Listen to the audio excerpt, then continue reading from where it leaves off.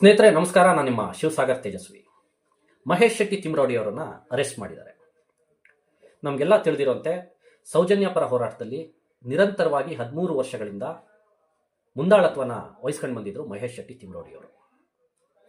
ಕೊನೆಗೂ ಬಿಜೆಪಿ ನಾಯಕರು ಮಹೇಶ್ ಶೆಟ್ಟಿ ತಿಮ್ರೋಡಿ ಅವರನ್ನು ಜೈಲಿಗೆ ಕಳಿಸೋದ್ರಲ್ಲಿ ತಾತ್ಕಾಲಿಕವಾಗಿ ಜಯನ ಗಳಿಸಿದ್ದಾರೆ. ಸಿದ್ಧಾಂತದ ವಿಚಾರದಲ್ಲಿ ಹೇಳಬೇಕು ಅಂತ ಹೇಳಿದ್ರೆ ಮಹೇಶ್ ಶೆಟ್ಟಿ ತಿಮ್ರೋಡಿ ಅವರ ಸಿದ್ಧಾಂತ ಬೇರೆ, ನಾನು ಒಪ್ಪುವಂಥ ಸಿದ್ಧಾಂತ ಬೇರೆ. ಮಹೇಶ್ ಶೆಟ್ಟಿ ತಿಮ್ರೋಡಿ ಅವರು ಕಟ್ಟರ್ ಹಿಂದುತ್ವವಾದಿಗಳು, ನಾನು ಪಕ್ಕ ಜಾತ್ಯತೀತ ಮನಸ್ಥಿತಿಯವರು. ಆದರೂ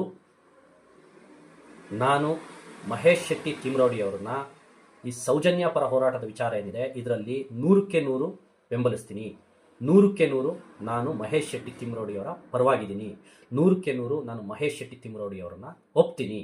ಬೇಸರದ ಸಂಗತಿ ಏನು ಅಂತ ಹೇಳಿದ್ರೆ, ಮಹೇಶ್ ಶೆಟ್ಟಿ ತಿಮ್ರೋಡಿ ಅವರು ಯಾವ ಪಕ್ಷಕ್ಕೆ ದುಡಿದ್ರೋ, ಯಾವ ಪಕ್ಷನ ಕಟ್ಟಿ ಬೆಳೆಸಿದ್ರೋ, ಯಾವ ಪಕ್ಷನ ಅಧಿಕಾರಕ್ಕೆ ತರಬೇಕು ಅಂತ ಹೇಳಿ ಶ್ರಮ ವಹಿಸಿದ್ರೋ ಅದೇ ಬಿಜೆಪಿ ಪಕ್ಷದ ಮುಖಂಡರು ಇವತ್ತು ಅವ್ರನ್ನ ಜೈಲಿಗೆ ಕಳಿಸಿದ್ದಾರೆ. ಬಿಜೆಪಿ ಕಾರ್ಯಕರ್ತರಿಗೆ ಮತ್ತೆ ಬಿಜೆಪಿಗೆ ಬೆಂಬಲವಾಗಿ ನಿಲ್ತಾ ಇರುವಂತಹ ಹಿಂದೂ ಪರ ಸಂಘಟನೆಗಳ ಕಾರ್ಯಕರ್ತರಿಗೆ ಪ್ರಶ್ನೆ ಕೇಳ್ತೀನಿ.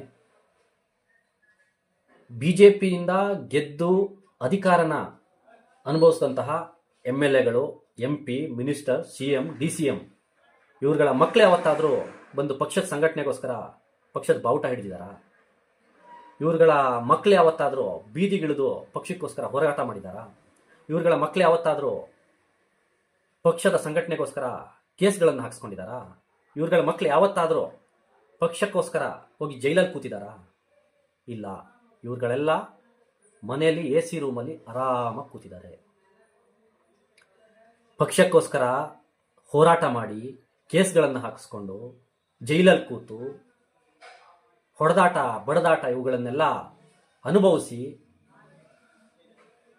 ಊಟ ಇಲ್ದಾನೆ ನಿದ್ದೆ ಇಲ್ದಾನೆ ಪಕ್ಷನ ಕಟ್ಟಿದಂತಹ ಒಬ್ಬ ಪಕ್ಷದ ನಿಷ್ಠಾವಂತನಿಗೆ ಇವತ್ತು ಬಿಜೆಪಿ ನಾಯಕರು ಹಠಕ್ಕೆ ಬಿದ್ದು ಜೈಲಿಗೆ ಕಳಿಸ್ತಾರೆ ಅಂತ ಹೇಳಿದ್ರೆ ಇದು ಬಿಜೆಪಿ ನಾಯಕರ ನೀಚ ಮನಸ್ಥಿತಿನ ತೋರಿಸುತ್ತೆ. ಇದು ನೀವು ಅನ್ಕೊಂಡಿರ್ಬೋದು ಬಿಜೆಪಿ ಮುಖಂಡರು ಯಾರ್ಯಾರು ಇವತ್ತು ತಿಮ್ರೋಡಿ ಅವ್ರನ್ನ ಜೈಲಿಗೆ ಕಳಿಸಿ ನಾವು ಗೆದ್ವು ಅಂತ ಬೀಗ್ತಾ ಇದ್ದೀರೋ, ನಿಜವಾಗ್ಲೂ ನೀವು ಗೆದ್ದಿಲ್ಲ, ನೀವು ಸೋತ್ರಿ. ನಿಮ್ಮ ಕಾರ್ಯಕರ್ತರನ್ನ ನೀವು ಕಳ್ಕೊಂಡ್ರಿ, ನೀವು ಸೋತ್ಬಿಟ್ರಿ, ನಿಮ್ಮ ಬುದ್ಧಿ ತೋರಿಸ್ಬಿಟ್ರಿ. ನೀವು ಏನು ಮಹೇಶ್ ಶೆಟ್ಟಿ ತಿಮ್ರೋಡಿ ಅವರನ್ನ ಅರೆಸ್ಟ್ ಮಾಡಿದಾರೋ ಮೇಲ್ನೋಟಕ್ಕೆ ಅದು ಮಹೇಶ್ ಶೆಟ್ಟಿ ತಿಮ್ರೋಡಿ ಒಬ್ಬರನ್ನೇ ಬಂಧಿಸ್ದಂಗೆ ಕಾಣ್ತಾ ಇದೆ. ಆದರೆ ಇದನ್ನ ಸೂಕ್ಷ್ಮವಾಗಿ ನೀವು ಗಮನಿಸಿದ್ರೆ ನಿಮ್ಮೆಲ್ಲರನ್ನೂ ಕೂಡ ಅವರು ಬಂಧಿಸಿದ್ದಾರೆ. ಇವತ್ತು ಒಂದು ಪಕ್ಷಕ್ಕೆ ದುಡಿದಂತಹ ಒಬ್ಬ ನಿಷ್ಠಾವಂತ ಕಾರ್ಯಕರ್ತರನ್ನ ಅದೇ ಪಕ್ಷದ ಮುಖಂಡರು ಜೈಲಿಗೆ ಕಳಿಸ್ತಾರೆ ಅಂತ ಹೇಳಿದ್ರೆ ಕಾರ್ಯಕರ್ತರಿಗೆ ಇದಕ್ಕಿಂತ ದೊಡ್ಡ ಅವಮಾನ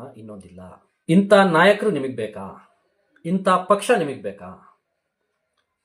ಹಿಂದುತ್ವದ ಅಮಲನ್ನ ನಿಮ್ಮ ತಲೆಗೆ ತುಂಬಿ ಹಿಂದುತ್ವಕ್ಕಾಗಿ ಜನನ, ಹಿಂದುತ್ವಕ್ಕಾಗಿ ಮರಣ ಅಂತ ನಿಮ್ಮನ್ನ ಮುಂದೆ ನೂಕಿ ಅವ್ರುಗಳ ಅಧಿಕಾರ ಅನುಭವಿಸಿದ್ರು ಬಿಟ್ರೆ ಅವ್ರು ಹಿಂದುತ್ವಕ್ಕೋಸ್ಕರ ಏನನ್ನೂ ಮಾಡಲಿಲ್ಲ. ಯಾಕಂದ್ರೆ ಈಗ ಕಾಣಿಸ್ತಾ ಇದೆ, ಇದು ಧರ್ಮಸ್ಥಳದಲ್ಲಿ ಕೊಲೆ ಆಗಿರೋದು ಹಿಂದೂಗಳೇ, ಆದರೆ ಅವರಿಗೆ ನ್ಯಾಯ ಕೊಡಿಸೋ ವಿಚಾರದಲ್ಲಿ ಯಾವ ಬಿಜೆಪಿ ಮುಖಂಡರು ಮುಂದೆ ಬರ್ತಾ ಇಲ್ಲ.